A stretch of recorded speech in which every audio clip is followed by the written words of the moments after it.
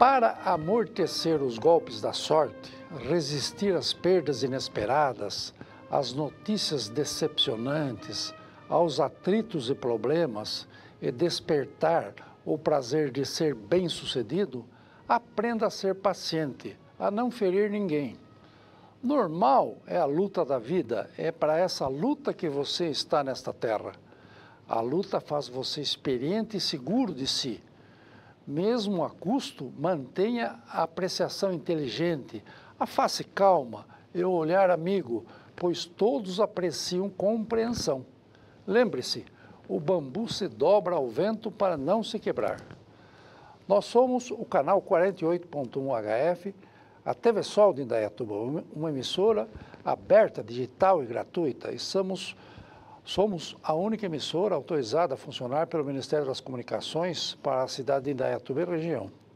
Estamos também em todas as mídias sociais, no Facebook, no Instagram, no YouTube, onde a nossa programação pode ser acessada através do endereço TV Sol 48.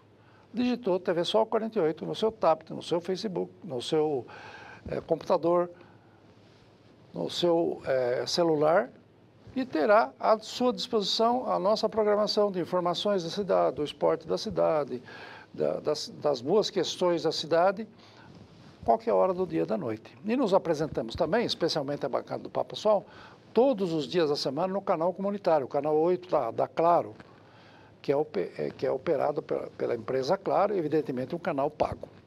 E nessa oportunidade nós trazemos uma visita que desde já agradeço muito e tenho o prazer de receber aqui na bancada do Papo Sol, que é um operador do direito e que vai falar um pouco das suas atividades, da sua vida pregressa, enfim, do que ele já fez neste mundão do nosso direito, que é o advogado Samir Maurício de Andrade. Doutor Samir, seja bem-vindo à bancada do Papo Sol. Obrigado, Zé Carlos, obrigado pela oportunidade que está dando, né? Estou aqui à sua disposição da cidade, como sempre tive, né? Perfeito. E trabalhando. Aliás, você, eu já o rotulei como operador do direito, e nós passamos há alguns dias o 11 de agosto, que é a data em que se instalou as duas primeiras faculdades de direito no Brasil, a instituição dos cursos jurídicos. É isso mesmo? Isso, exatamente. Né? Comemoramos, né? Essa foi em Recife, São Paulo, né? Era em Olinda no primeiro momento, isso, depois mudou para Recife. Isso, exatamente. E a faculdade do Largo de São Francisco, que hoje pertence ao guarda-chuva da USP. Da USP. E lá começaram os cursos jurídicos no Brasil. De lá saíram praticamente a nossa democracia. A nossa democracia. Hoje nós temos a Brasil, chamada democracia, né? Às vezes se rotula, porque os advogados, vamos dizer, sabem tudo do direito e operam o direito. O Brasil é um país de bacharéis? Os bacharéis são meio dono do país? Para dar uma cutucada aqui no Samir. É que, na verdade, a gente fala que o direito traz o conhecimento geral. Você, quando faz direito, você tem que conhecer sociologia, tem que conhecer filosofia, você tem que conhecer o direito em todos os aspectos, né? Então, o direito dá uma amplitude de conhecimento muito grande. E a maioria das coisas hoje que você faz exige esse conhecimento da ordem jurídica do país, né? Se você não conhecer a ordem jurídica, o Estado Democrático de Direito, você não vive numa sociedade plena. Você tem que ter esse conhecimento ou alguém que te traga esse conhecimento. Então, a gente fala que estudar direito é estudar a vida, né? É estudar todas as consequências da vida para viver em sociedade. Então, a gente vive do estudo do direito. Doutor Samir, o direito brasileiro é uma coisa bem formatada, bem assentada, configurada nas nossas leis? Eu tenho uma opinião particular que o Brasil tem muita lei. É uma lei para dizer o que faz a outra. Então, um excesso de regulamentação. É um excesso de poder do Estado sobre o cidadão. Né? Você vê que os países que têm a maior democracia, a plenitude da democracia, não tem uma Constituição como nós temos. né, que quer chegar a esmiuçar o que você pode ou não Eu fazer. ia perguntar, inclusive, da Constituição. O cidadão hoje, muitas vezes, o que acontece é, eles querem mandar na formação familiar. Isso, eu acho que extrapola o direito de legislar. Quando um povo é menos esclarecido, as questões precisam ser melhor regulamentadas, é isso? Eu acho que a educação é necessária, então, a educação é melhor. Quanto à educação mais precária, precisa de mais regulamentação. Por exemplo, você tem uma praça, não jogue lixo no canteiro da praça. Não precisaria ter essa Não precisa praça. ter lei. Tá Não precisa ter lei. Todo mundo sabe, não precisa ter lei nenhuma, todo mundo sabe. E hoje o que eles fazem? Uma lei para multar quem faz isso. É isso. Aí Tá? tem outra lei para Então, multar. para multar quem não faz. Se tiver uma lei e não tiver uma penalidade, ela não serve para nada. E quem fiscaliza? Nós vemos aqui. Tem um monte de coisas nessa cidade. Nós vemos no quintal de casa. Tem uma série de coisas que existe lei proibindo. Quem fiscaliza? Quem fiscaliza? Tá. E existe a omissão que é pior do que a ação. Né? E ninguém pune a omissão. E ninguém pune a ação. Então, uma mão lava a outra, as duas lavam o corpo e vamos seguindo. Vamos seguindo. Esse é o grande problema do país. É o país do faz de conta, né? É. Que a gente fala, que é o país do faz de conta. Você vê o arcabouço jurídico nosso, é lindo. É lindo, é bacana, é bem Agora, formatado. como se aplica? E a aplicação? Então, eu acho que... Eu sempre a falo, aplicação exige que se fiscalize e se impõe uma contrição. Imponha-se uma penalidade. Sim. Que às vezes é até impossível, de tanta coisa que tem, né? Se não tiver a pena, né? Por que infração? Então, a infração, eu falava, você não pode, ok. E se eu fizer? Você está descumprindo o quê? O que toda uma sociedade falou para você não fazer. Então, você tem que ser punido, porque não pode ter a ditadura da minoria de fazer o que ele quer contrário à maioria. Porque, em tese, a lei foi feita, a legislação é feita para defender a maioria da população. Perfeito. E nisso a gente segue. Mas, Samir, vamos falar um pouco da sua vida, só para a gente deixar claro quem é o Samir. Você ainda é tubano, você é nascido aqui mesmo. Eu nasci em Campinas. Nasceu em Campinas, mas é natural daqui. Fui só nascer em Campinas, vim de tudo para cá. É natural daqui, né? Sou da família toda. E você é neto do nosso José da Silva Maciel. José da Silva Maciel, alfaiate. Alfaiate, aqui da Rua Toledo. Isso, um dos primeiros, da loja Renner. Da loja Renner, é isso mesmo. E da professora Neuza. Da professora Neuza. Professora Neuza, que está entre nós ainda. Tá, graças a Deus. O nosso Montemor falecido. Já se foi há algum tempo, né? O consertador de geladeira. Consertador de geladeira dos velhos tempos, hein? Aquele que consertava, né, na época. Hoje trocava a peça. Era jeitoso e fazia as coisas acontecer, né? É verdade. E aí você, menino, você passou por que escolas aqui em Indaiatuba? Eu estudei no Randolfo, estudei no Áurea, estudei no Dom José e estudei no Candelária. No Colégio Comercial Candelária também? Comercial Candelária. Então você é contador também? Eu fiz técnico de contabilidade. Técnico de contabilidade. Técnico de contabilidade. Depois você foi para a Faculdade de Direito onde? Eu comecei na PUC Campinas, e fui para a Faculdade de Direito de Itu. A FADITU, nossa FADITU. Foi aluno do Michel Temer, né? Foi Michel foi o professor constituinte na época da Constituição, inclusive o senhor era o prefeito da época, né? Que nós estudávamos nessa época. E o Michel nos ensinou muito na época da Constituinte, nós fazíamos propostas para ele na época, ele era professor e ao mesmo tempo era constituinte. Constituinte, deputado constituinte. E um constituinte importante, constituinte com sabedoria, né? Muito inteligentíssimo, uma sumidade. Agora, fala uma coisa, a mãe professora, o pai prestador de serviço na cidade, por que de repente você achou que o direito, a carreira jurídica seria uma coisa bacana? Então, eu em 1980, eu fui convidado para trabalhar na prefeitura, né? E aí eu fui trabalhar na procuradoria. Na procuradoria. Eu comecei trabalhando ali. Que não tinha secretaria, tinha um procurador-geral. Isso, era o Fernando Stein, João Antônio Pucinelli, Rafu, aquela turma. Isso, aquela turma. E eu fui lá. E eu trabalhando, vendo, né, os estudos, eu acabei me interessando por aquilo. Achou bacana, achou legal. Assim, aqui é o meu lugar. É o meu lugar. E aí eu comecei a estudar e falei, eu quero fazer direito. E continua estudando até hoje, Samir? Até hoje não para, né? O advogado que parar, ele parou mesmo. Enferruja, que nem carro velho, ficou parado em ferrugem. Todo dia a gente vê, foi aprovado a lei número tal, foi aprovado isso, foi aprovado aquilo. Se você não tiver em constante evolução, você não consegue aplicar o direito. A jurisprudência hoje corre na frente da legislação.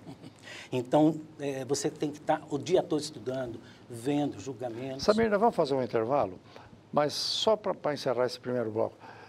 Desde que você começou na prefeitura, na Procuradoria-Geral, você era vamos dizer, um estagiário lá, começou de leve, aprendendo com o Rafu, com aquela turma antiga, né? Uhum. Quantos anos de prefeitura em mais de um período?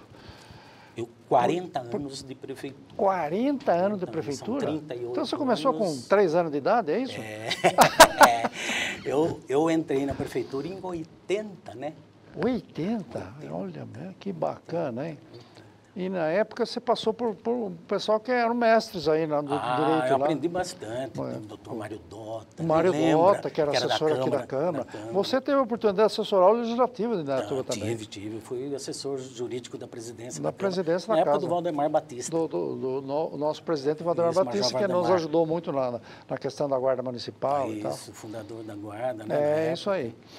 Nós vamos fazer um pequeno intervalo para os nossos comerciais e já voltamos para esse papo legal aqui com o Dr. Samir Maurício de Andrade, um operador do direito convicto da sua função na sociedade. Até já.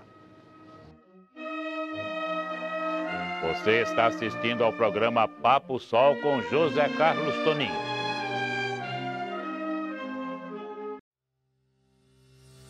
Olá pessoal, eu sou Maurício Baroni, presidente do consórcio Consimares, consórcio da região metropolitana de Campinas, que ajuda os municípios a fazerem a gestão, manejo e destinação correta dos resíduos sólidos.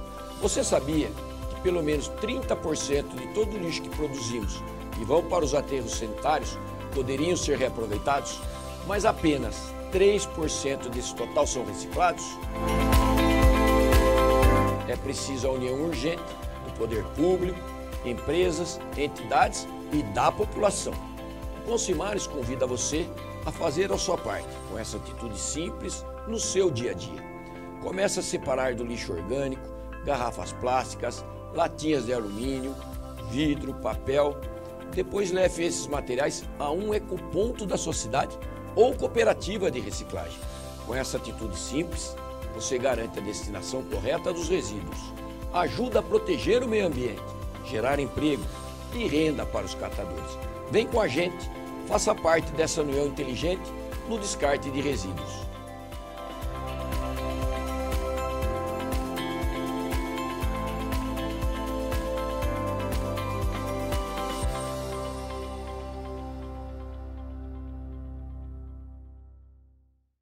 Apresento a vocês o residencial Mariana Maria, aqui na cidade de Salto.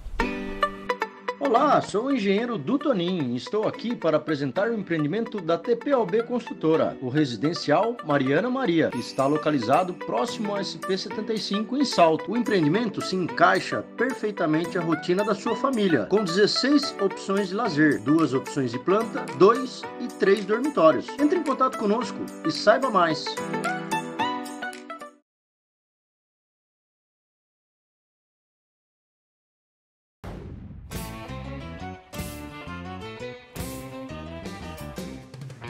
No Pesqueiro 3T, você encontra pratos deliciosos aliados a um ambiente muito agradável e descontraído.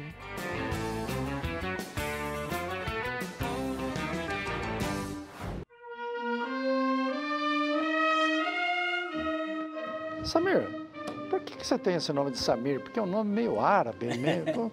Explica para nós, é interessante saber. Na verdade, pelo que a minha mãe e meu pai contavam, meu pai e minha mãe gostavam muito de um livro de Malbataã. Malbataã. Que é o homem que calculava. O homem que calculava. E o personagem principal desse livro chamava-se Berenice Samir. Era para ser o meu nome. Berenice Samir. Berenice Samir. Ah, Berenice. Berenice Samir. E aí, meu pai queria pôr todo jeito. No fim, eu acabei ficando só com o Samir. Com o Samir, para e esse aí Berenice a minha mãe ia pôs ser o Maurício meio no meio. Ah, então é só legal. Eu tenho até hoje o livro que ele... E será que ele sonhava que você seria engenheiro ou seria consertador de geladeira também? Olha, meu pai nunca imaginava que eu ia ser advogado. Imagino. Nunca imaginou. Nunca imaginou. Esse moleque tem que saber fazer conta. E essa é uma das coisas que eu pulei fora. Você pulou fora, né? Mas, Samir, vamos falar um pouquinho. Inclusive, eu comecei trabalhando. O senhor no nosso período você esteve também, lá com a gente, colaborando. O senhor ajudou muito. Fiquei 6 anos com o senhor. Né? E foi secretário-geral da prefeitura. Fui secretário-geral. O tempo que a secretaria tem a secretaria-geral.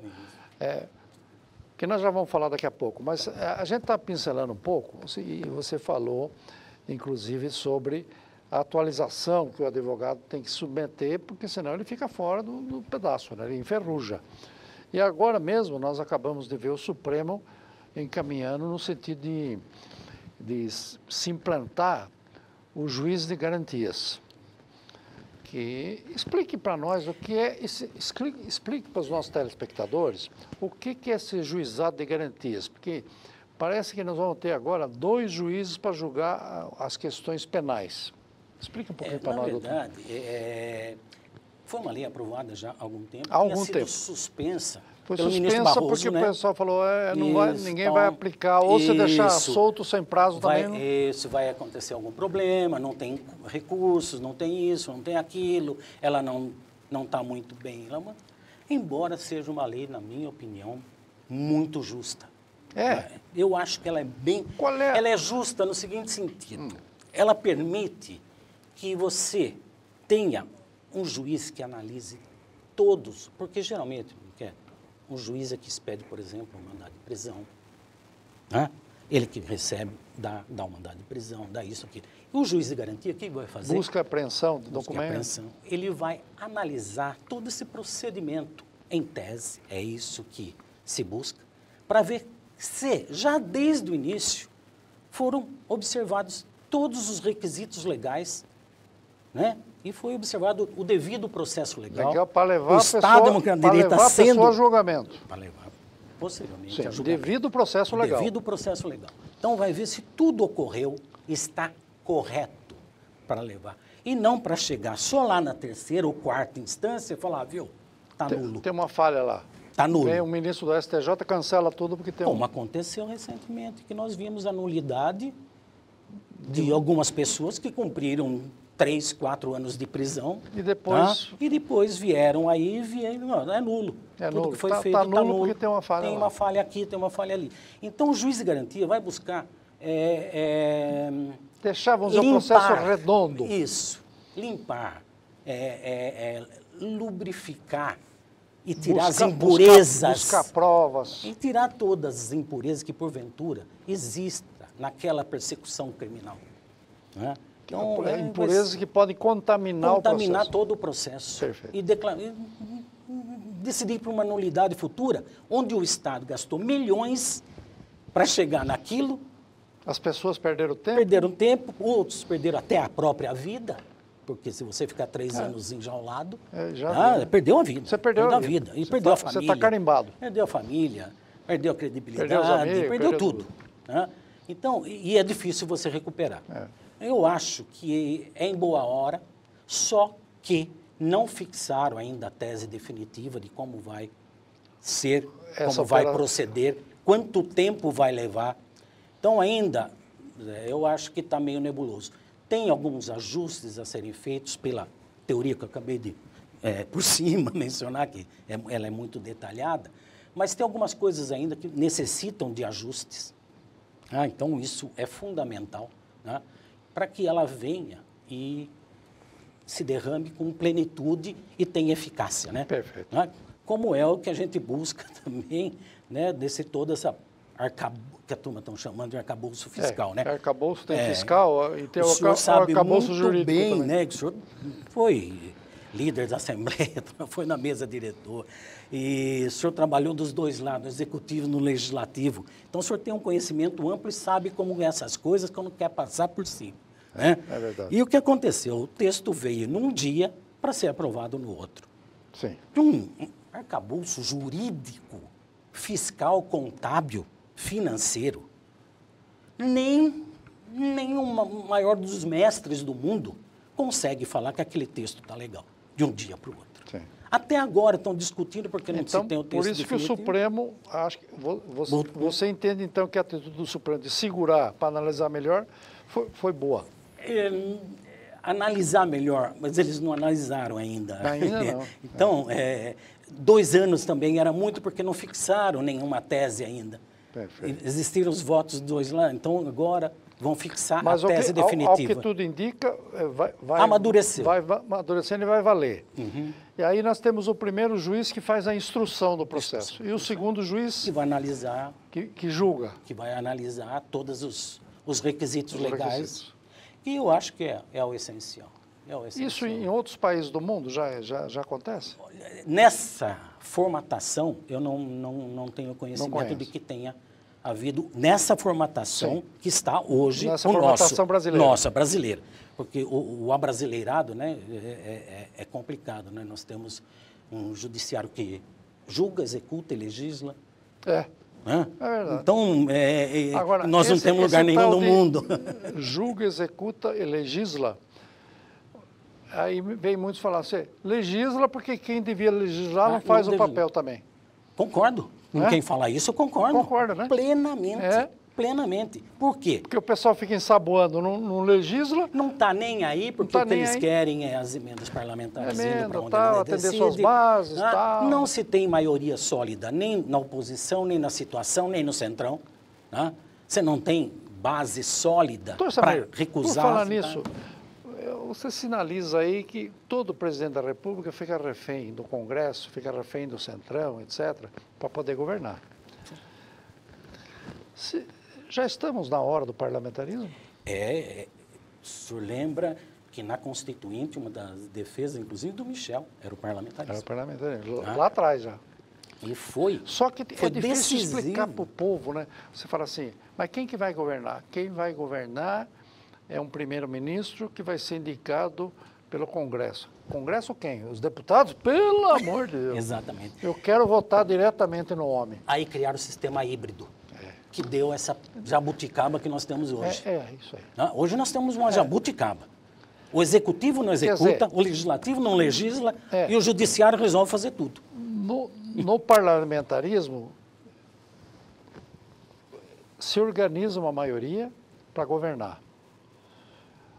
No sistema presidencialista, arruma seu governante e depois ele tem que arrumar a maioria, fazer o contrário. Aí ele tem que mascatear. E tem o sistema híbrido, que é o nosso. Que é o nosso. Infelizmente, é assim. Mas o parlamentarismo, você vê em vários lugares, quando o primeiro-ministro não consegue conversar com o Congresso, com a maioria, ele renuncia. Ele renuncia. Porque não tem ele cai governo. fora e põe outro. Não tem governo. Teve primeiro-ministro na Inglaterra há pouco tempo, no Reino Unido, que ficou uma semana. Uma semana. Sim. Caiu fora, viu? Não consegue. Não é o meu caso, estou indo embora.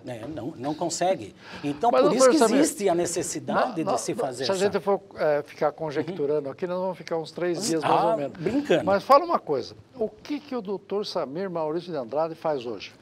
Hoje, eu estou com a consultoria, né? Eu presto serviço a vários entidades, tudo, né? Então a gente é todo na área de direito público, especificamente direito público. Estritamente você direito público. E trabalha com direito público. Exatamente. Foi a opção da minha vida, né? Que eu comecei nisso e estudo isso, eu gosto disso. Então é uma área que eu me dedico. Você falou que presta serviço para entidades e também para prefeituras. As entidades, prefeituras, então quando empresas municipais, ou quando vai fazer algum fundações, quando vai fazer, por exemplo, um determinado, tenho aqui estamos elaborando aqui um projeto, um plano diretor, alguma coisa. Então eu dou essa consultoria para essa finalidade. Você foi o secretário-geral do município que por muito tempo passou pelo seu crivo a formatação de boas leis que estão implantadas até hoje. Graças a Então, Deus. a sua janela nesse aspecto é muito interessante.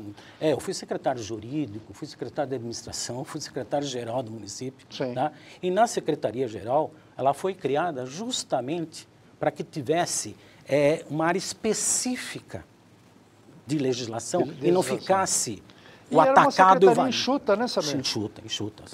Éramos, e ela não se confundia muito com a Seneg, que cuida do dia a dia da prefeitura. Ali cuidava-se do interesse do município, das especificamente leis. Na formatação da legislação, de legislação e muitas vezes a aplicação da legislação aos casos eventualmente concretos. Samir, você atua também no direito eleitoral um pouco? Sim, eu sou pós-graduado em direito eleitoral, tá? Tenho uns 14, 15 anos. Você fez pós-graduação onde? Eu fiz no Rio Grande do Sul. No Rio Grande do Sul? Na Universidade do Rio Grande do Sul. Agora,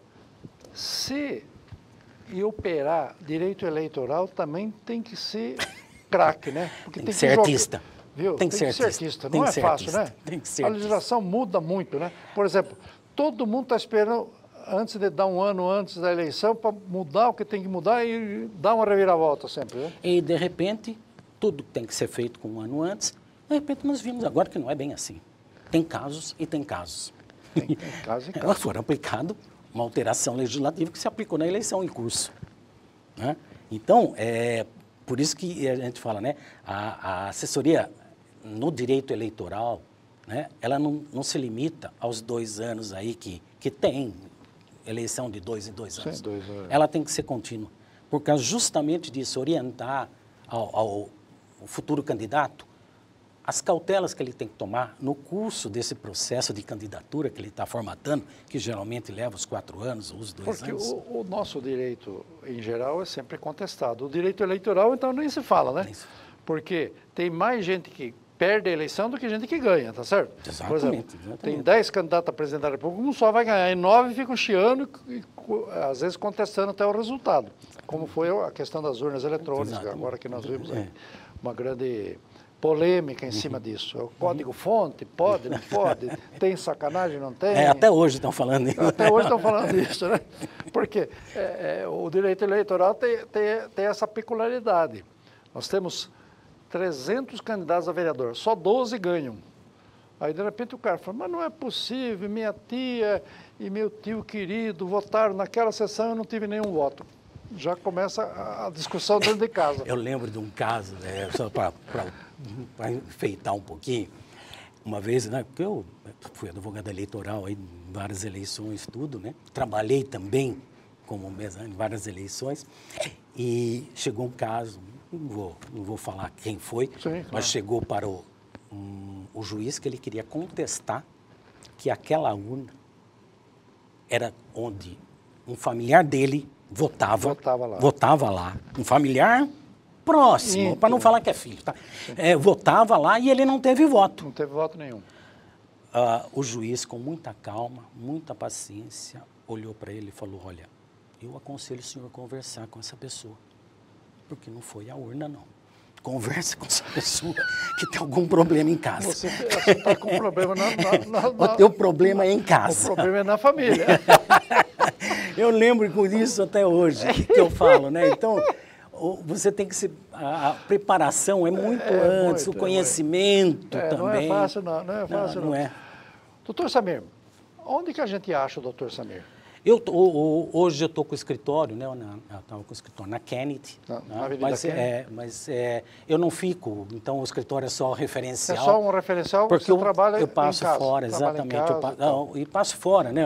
Eu fico muito, praticamente todos os dias fora, eu chego em casa 10. Você está fora mais na nossa região ou já fui para fora. Hoje eu estou me limitando a videoconferência, essas coisas, porque... Isso ajuda muito, né? Ajuda muito. Eu dei muito curso, palestra, inclusive na época do Monte, do Milton, do Marcos, eu fiz parte da associação do Conselho Técnico. Do Conselho Técnico. Na sua lapela tem o que aí? Associação Paulista dos Municípios. Associação da OAB em cima e a Associação Paulista dos Municípios. Porque eu fiz parte do Conselho Técnico da PM. Na época do Milton e na época do Marquinho.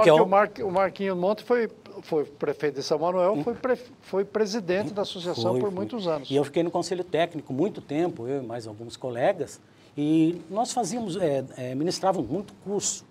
Então, em vários lugares, e nós fazíamos muito curso. E eram cursos disputados, tínhamos coisas bacanas. porque era muito forte na APM esse trabalho. Né? Então, era um curso que formavam mesmo profissionais na prática, desde licitação. Então, era muito abrangente, muita coisa para ser estudada e fazer bem feita. E o Milton que instituiu de uma forma efetiva isso, né? Aí tinha o Antônio Sérgio Batista, tinham vários o Antônio profissionais. Sérgio Batista, que foi um baluarte da associação tinha também. vários profissionais, né? Comandado pela Dalva, né? que tomava Dona conta. Dalva, Cristofoletti. Cristofoletti. Uma perguntinha rápida. OAB, eleição direta para presidente. Como é que você vê isso? Concorda, Concordo. né? As subseções têm que votar no presidente. Não pode eleger o conselheiro, que o conselheiro elege lá. Representar, peraí. Nós nunca temos. Nunca conseguimos. Por exemplo, nós aqui não teríamos condições de ter um presidente. Qualquer influência lá em cima. Não tem. Não tem. Porque, então, quer dizer, a base da pirâmide são as subseções. Perfeito. As subseções têm que votar. É a mesma coisa quando tinha o colégio eleitoral. Sim. Todo mundo não criticou? Que a gente votava no deputado que votava no presidente. Mas não fizeram o papel do... Não fizeram o que pediram para fazer para os outros. Pediram para os outros. Exato. Para os outros é bom. Para mim, peraí. Para os outros é ótimo, mas para nós, Mas eu acho importantíssimo. Né? Importantíssimo. Doutor Samir, nós precisamos encerrar o programa, porque a Júlia está nos apertando aqui. Eu deixo aquela câmera do meio da TV só para as suas considerações finais. Eu agradeço, Zé Carlos, agradeço a população, agradeço, Zé Carlos, por ter me convidado, né? Por ser nosso padrinho, meu padrinho, né? Inclusive, minha esposa mandou um abraço grande para o senhor. Muito obrigado. E, então, eu só tenho a agradecer a Indaiatuba, pelos 40 anos aí que eu tive condições de trabalhar, e espero que Indaiatuba cresça com responsabilidade, com muito trabalho, e seja uma cidade, um baluarte em todo o Brasil. Esse foi o Samir Maurício de Andrade, natural daqui da praça mesmo, de Indaiatuba, e que se encantou com o direito desde mocinho, desde adolescente, estudou, fez pós-graduação, se formou numa boa faculdade de Direito, e que só na prefeitura, 40 anos, e que presta serviço hoje para entidades, municípios, do Estado de São Paulo inteiro, que emprestou seus conhecimentos também para a nossa Associação Paulista dos Municípios, que é uma entidade que defende o municipalismo e que reverbera sempre que as pessoas não moram na União nem no Estado, moram no município. Então, o município é o grande indutor de todo o bem-estar da população e que é consciente da finalidade da sua profissão, do serviço que presta, para que o país avance, para que o país seja cada vez melhor. E que prega e que faz o reconhecimento, inclusive, de que muitas coisas que às vezes os próprios advogados recomendam para os outros não aplicaram em si, como é o caso da eleição da Ordem dos Advogados do Brasil. Então, Samir é um estudioso, mas é crítico também e sabe colocar as peças nos seus devidos lugares. Doutor Samir, muito obrigado por sua presença aqui na bancada do Papo Sol. Eu que agradeço. Muito obrigado. Valeu, obrigado. meu irmão.